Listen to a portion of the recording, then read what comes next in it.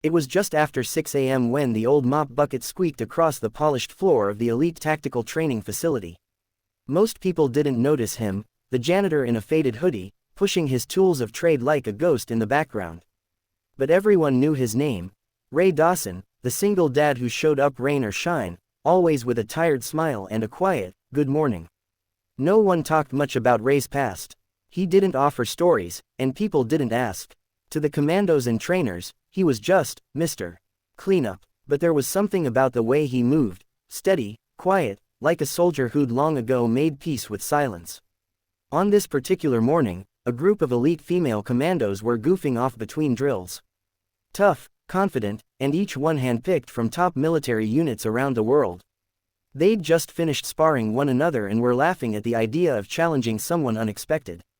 That's when Captain Lexi Monroe, their leader, pointed to Ray.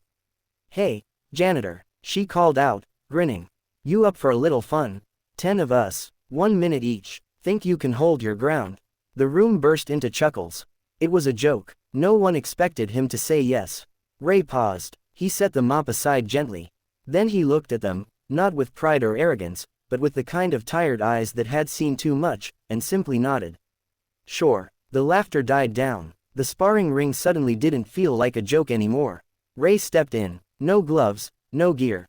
Just his work boots, sweat-stained hoodie, and calm breathing.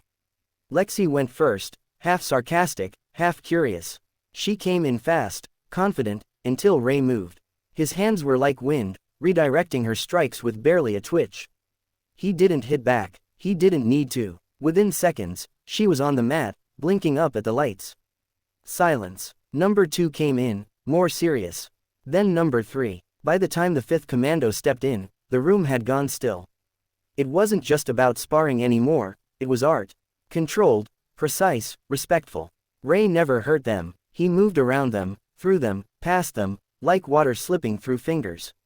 Somewhere between the 7th and 8th opponent, the joking stopped. Whispers turned to awe. Trainers stopped watching their stopwatches. Even the high-ranking colonel who'd just walked in paused at the door, brows lifted. Who was this man? After the final round, Ray stepped back, barely winded, and gave a small nod.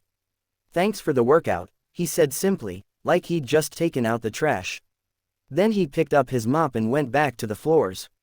But the story didn't end there. Later that day, Lexi approached him in the break room. She wasn't smiling now, she looked thoughtful. "Where did you learn to move like that?" she asked. Ray shrugged. "Used to be someone else. Before my wife passed. Now I just clean." She sat down across from him. "You've got skills some of us would train years to master. Why waste it here?" Ray looked up, and for the first time, Lexi saw the ache behind those calm eyes. "I've got a son, 12 years old, autism, needs routine, stability, doctors, therapists. I don't have time to be a soldier anymore. But I can sweep a floor at 6 a.m. and still be there when he wakes up."